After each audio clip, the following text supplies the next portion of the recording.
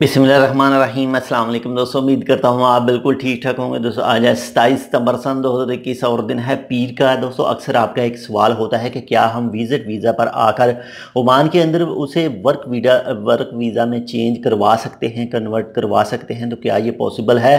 तो इसकी तमाम तफसील आपके साथ मैं शेयर कर रहा हूँ। अगर आपने अब तक हमारे channel tech with Urdu subscribe नहीं किया तो आप इसको सब्सक्राइब कर सकते हैं मज़ीद ऐसे ही अच्छे और मालूमाती वीडियोज़ के लिए। तो दोस्तों सबसे पहले जो आप कोई भी कंपनी वगैरह में अगर किसी भी कंपनी का विजिट वीज़ा हासिल करते हैं या फिर किसी भी इंडिविजुअल आदमी का, इंडिविजुअल अरबाब का वीज़ा हासिल करते हैं, वो आपको विजिट वीज़ा देता है और आपसे कहा जाता है कि आप एक बार ओमान के अंदर पहुंच जाएं तो मैं आपको बाद में इसे चेंज करवा दूंगा, यानी जो वर्क वीज़ा है वो लगवा दूंगा।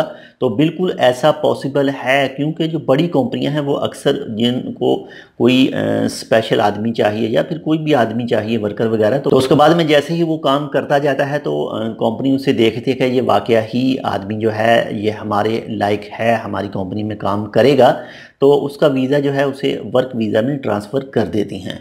तो ये एक पॉसिबल है। इसमें अगर आपको कोई भी कंपनी ऑफ़र देती है अपनी काम करने के लिए अपनी कंपनी में, तो अगर वो आपको किसी भी टाइप का विजिट वीज़ा देती हैं तो इसके लिए आपको कोई भी प्रॉब्लम नहीं होगी। आप ओमान के अंदर आएंगे तो आप उसे वर्क वीज़ा में चेंज करवा सकेंगे और ये जो कंपनी का काम होता है वो आपको करवा देंगी, कोई इसमें बड़ी परेशानी वाली बात नहीं है।